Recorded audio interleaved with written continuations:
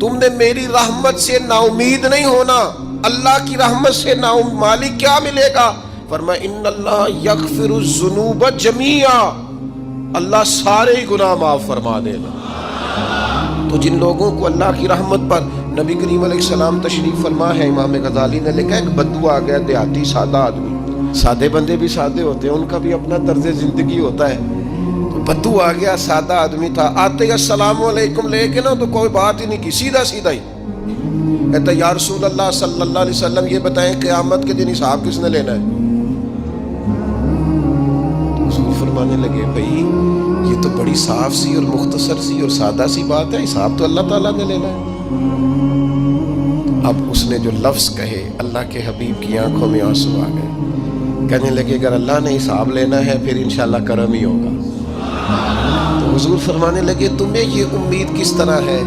تو عرض کرنے لگے یا رسول اللہ کریم جب غالب آتا ہے تو معاف ہی کرتا ہے. جب کریم کا غلبہ ہوتا ہے نا، کریم بندہ جب کسی پہ قبضہ کر لے تو پھر معاف کرتا ہے. تو اللہ تو سب سے بڑا مہربان ہے.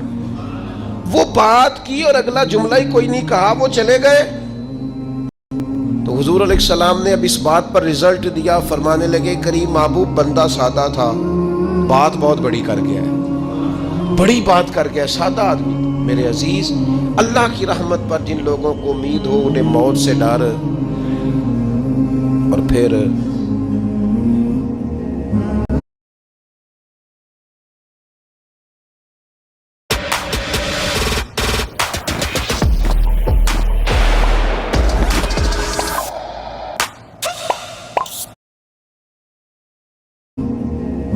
جن کو محبوب کی ملاقات کا شوق ہو نا، ہم نے جان دے دی وعدہ دیدار پر. ہم سے وعدہ کیا گیا تھا کہ تم مرو گے نا تو تمہیں دیدار ملے گا. تو ہم نے جان ہی دے دی وعدہ دیدار پر، جان ہی دے دی وعدہ دیدار پر. اور پھر فرماتے ہیں نقد اپنا دام ہو ہی جائے گا. فرماتے ہیں ہم نے جان دی ہے اس وعدے پر کہ وہ ملے گا، تو امید ہے کہ یہ سودا ادھار نہیں. جیسے ہی قبر میں جائیں گے سامنے حضور کی زیارت نصیب ہو جائے گی. اس لیے لحد میں بھی عشق رخ شاہ کا تاغ لے کے چلے، اندھیری رات سنی تھی سو چراغ لے کے چلے. یہ حدیث آپ نے بھولنی نہیں، یہ تنہائیوں میں یاد رکھنے کی روایت ہے، یہ تنہائیوں میں پڑھنے کی روایت ہے. یہ اپنے ذوق کو تازہ، جو لوگ کہتے ہیں نا وجد سرور کیف میں جانا چاہتا ہوں، وہ مشکات شریف کی اس حدیث کو دیکھے. اللہ کے حبیب علیہ السلام نے فرمایا لوگوں میں تمہیں بتاؤں قیامت کے دن اللہ تعالیٰ بندوں سے پہلا سوال کیا فرمائیں گے اور بندے اس کا جواب کیا دیں گے؟ یا رسول اللہ کرم فرمائیے بتائیے. تو کریم فرمانے لگے اللہ تعالیٰ قیامت کے دن بندوں سے سب سے پہلا سوال، اگرچہ بعض اور احادیث میں اور سوالات بھی آئے ہیں قیامت میں جو سب سے پہلے ہوں گے، لیکن اس حدیث میں یہ والا سوال حضور نے بیان فرمایا. حضور فرمانے لگے اللہ قیامت کے دن اپنے بندوں سے سب سے پہلا سوال یہ فرمائے گا کیا تم میری ملاقات کو پسند کرتے تھے؟ اوئے ہوئے ہوئے، کیا تمہارا ملنے کو جی چاہتا تھا؟ کبھی اے حقیقت منتظر نظر آ نہ لباس مجاز. اقبال کہتے ہیں تیرے کرم اتنے ہیں دل کرتا ہے تجھے دیکھیں، کبھی کبھی اے حقیقت منتظر نظر آ نہ لباس مجاز میں. لاکھوں سجدے تڑپ رہے ہیں میری جبین نیاز میں، تمہارا دل کرتا تھا مجھ سے ملنے کو؟ حضور فرماتے بندے عرض کریں گے مالک بڑا دل کرتا تھا. تو پھر اللہ فرمائیں گے یہ گفتگو کی معنویت تو دیکھو یار، اس کا حسن تو دیکھو. اللہ پھر پوچھیں گے کیوں دل کرتا تھا تمہارا؟ دل کرتا تھا تو کیوں کرتا تھا؟ عرض کریں گے مالک اس لیے کہ ہمیں امید تھی کہ تو معاف بھی کر دے گا، رحمت بھی فرمائے گا. اس معافی کی امید پر دل کرتا تھا تو ملے.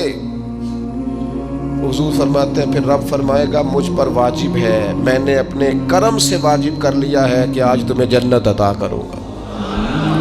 یہ جو ملاقات ہے نا، ملاقات کہ وہ ملیں گے، ان سے ملاقات ہو. عمر بیت گئی نہ نام جپتے، عمر بیت گئی نہ تذکرہ کرتے.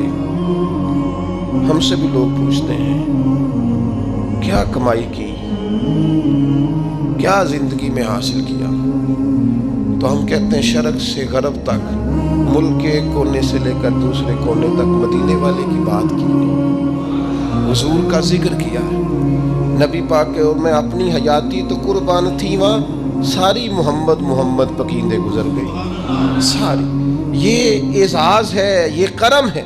اب کیا ہوتا ہے، گناہگار لوگ ہیں، اتنا بڑا دعویٰ تو نہیں کر سکتے، لیکن دل تو چاہتا ہے نا کہ چلو جس کا نام لیا ہے اس کی کبھی زیارت بھی ہو، کبھی ملاقات بھی ہو، کبھی نظر کرم بھی ہو۔ کسی نے اپنے محبوب سے کہا تھا کہ ذرا ایک نظر مجھ پہ بھی کیجئے، تو قریب بیٹھے ایک شخص نے کہا یار تو نے بڑا دعویٰ کیا ہے، جو محبوب ہوتے ہیں ان کو تکلیف نہیں دی جاتی، تو کہتا ہے پورا چہرہ ہی تیری طرف پھیرے۔ تو پھر اس نے اس درویش سے پوچھا کہ میں بھلا پھر کیا کروں، میرا دل تو میرا بھی کرتا ہے نا، چلو یہ تو آپ کی بات ٹھیک ہے کہ اب میں محبوب سے کہوں کہ اتنی تکلیف کرے کہ میری طرف پورا رخ پھیرے تو ٹھیک نہیں، تو پھر بتائیں میں کیا کروں؟ تو اس نے کہا ان راہوں میں کھڑا ہو جا جن راہوں کی طرف وہ کریم دیکھتا ہے۔ چلو اسی با کردار کو دیکھتے دیکھتے بیچ میں تیرے اوپر بھی نظر، مجھ پہ محشر میں نصیر ان کی نظر پڑ ہی گئی، مجھ پہ محشر میں نصیر ان کی نظر، اوئے ہوئے اللہ کرے آپ کو بھی وہ لطف آئے جو مجھے آ رہا۔ کہتے مجھ پہ محشر میں نصیر ان کی نظر، یہ انتہائی عاجزی ہے کہنے والے کی۔ اس نے بالکل اپنے آپ کو ختم کر کے کہا کہ میں قابل تو نہیں تھا، اور میں پھر تکلیف دیتا کہ میری طرف دیکھیں، اسپیشل میرے لیے وقت نکالیں، پر کرم یہ ہوا کہ مجھ پہ محشر میں نصیر ان کی نظر پڑ ہی گئی۔ کہنے والے اسے کہتے ہیں خدا کا کرنا، کہنے والے اسے کہتے ہیں خدا کا کرنا۔ اللہ نے کیا کہ نظر مجھ پر پڑ ہی گئی، اور جب پھر پڑ گئی تو تیری ایک نظر کا کمال ہے اور میری زندگی کا سوال ہے، بس جب پڑ گئی تو سو پھر پڑ گئی۔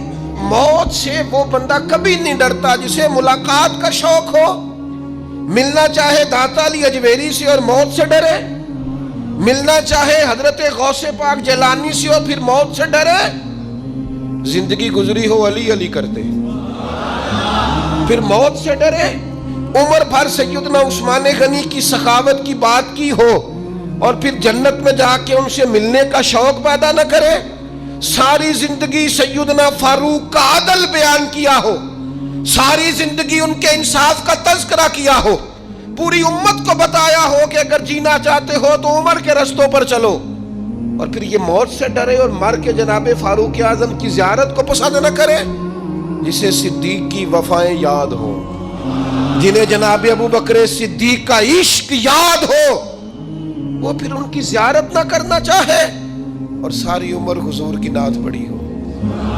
مانا نہیں آتا تھا پھر بھی کہا بلغ العلا بکمالہ کشف الدجا بجمالہ حسنت جمیع خصالہ صلو علیہ والہ سے نہیں ترجمہ آتا تھا، پر جب بھی کو پڑھتا تھا یہ بھی جھومتا تھا، مولا یا صلی وسلم دائماً۔